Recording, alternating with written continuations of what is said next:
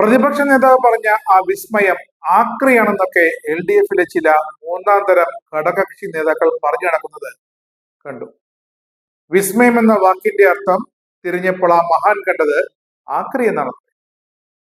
തദ്ദേശത്തിൽ LDF-ന്റെ പോരാളിയെയും മുന്നിൽ വിലസി നിന്നിട്ട് അവരൊന്നും കണ്ടില്ല, സീറ്റ് കൊടുത്തില്ല.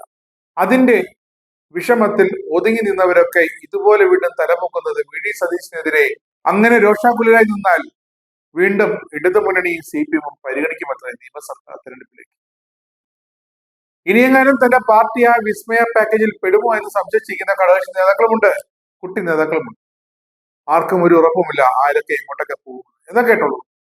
വിസ്മയം എന്തുമാകട്ടെ, ജോസ് കെ മാണി പാർട്ടിയാണ് വിസ്മയം എന്ന് കരുതിയവർക്കൊക്കെ തെറ്റി.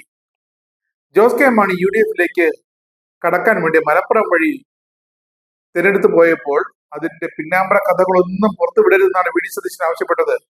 കർശന നിർദ്ദേശമുണ്ട്. അതാണ് അദ്ദേഹം പറഞ്ഞത്, ആരെയും ഏത് മുന്നണിയിൽപ്പെട്ടവരെയും തങ്ങൾ അപമാനിക്കാൻ തങ്ങളില്ല.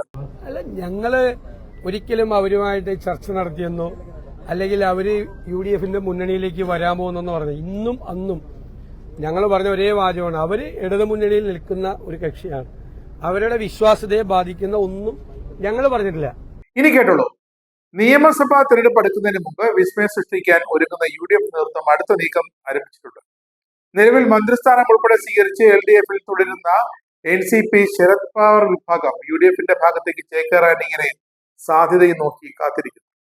ഇത് സംബന്ധിച്ച് കേരളത്തിലെ കോൺഗ്രസ് നേതൃത്വം ശരത് പവാറുമായി പ്രാഥമിക ചർച്ചകളും നടത്തിക്കഴിഞ്ഞു. LDF-ൽ ഉറച്ചു നിൽക്കണമെന്ന് വാദിക്കുന്ന സംസ്ഥാന പ്രസിഡന്റ് തോമസ് കെ തോമസ്, മന്ത്രി NK ശശീന്ദ്രൻ ഇവരെ മാറ്റി നിർത്തിക്കൊണ്ടുള്ള നീക്കമാണ് ശരത് പവാർ വിഭാഗത്തിന് വേണ്ടി അഖിലേന്ത്യാ വർക്കിംഗ് പ്രസിഡന്റ് PC ചാക്കോ നടത്തുന്നത്. ഇതിന്റെ ഭാഗമായി സംസ്ഥാന അധ്യക്ഷനായി തുടരുന്ന തോമസ് കെ തോമസിനെ മാറ്റാനുള്ള നീക്കവും നേരത്തെ തന്നെ ആരംഭിച്ചു. ദേശീയ നേതൃത്വത്തിന്റെയും പവാറിനെയും അംഗീകരിക്കില്ല എന്ന നിലപാട് കുറെ കാലമായി തോമസ് കെ തോമസും ശശീന്ദ്രനും ഒക്കെ വച്ചുകൊണ്ടിരിക്കുക.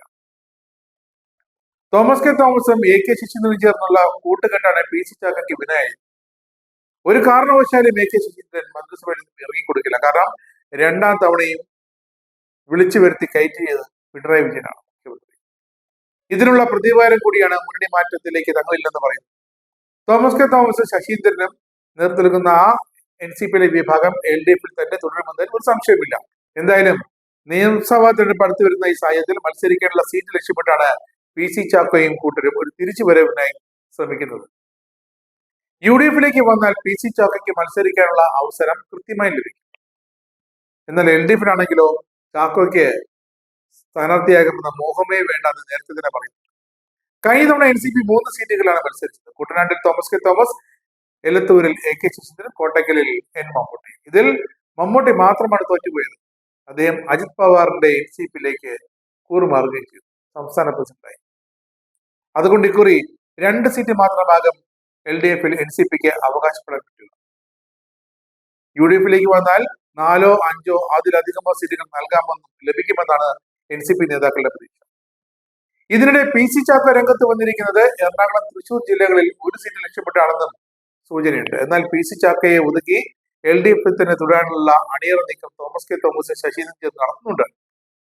ഇന്ത്യ മുന്നണിയിൽ തന്റെ NCP തുടരുന്ന സാഹചര്യത്തിൽ LDF-ൽ തുടരുന്നതിൽ ഒരു തടസ്സവുമില്ല, ഒരു പ്രശ്നവുമില്ല എന്നാണ് തോമസ് കെ തോമസ് വിഭാഗത്തിന്റെ വാദം. എന്നാൽ അഖിലേന്ത്യാ നേതൃത്വം തീരുമാനമെടുത്താൽ ഇവർക്ക് പുതിയ പാർട്ടി രൂപീകരിച്ച് മാറേണ്ടി വരും. PC ചാക്കോയും കൂട്ടരും നേരെ UDF-ലേക്ക് വരികയും ചെയ്യും. ഇതാണ് UDF നേതൃത്വം പറയുന്ന, പ്രതിപക്ഷ നേതാവ് പറഞ്ഞ ആ വിസ്മയത്തിന്റെ ഒരു കണ്ണി. ഇനിയും പല കണ്ണികളും UDF-ലേക്ക് വരാനിരിക്കും.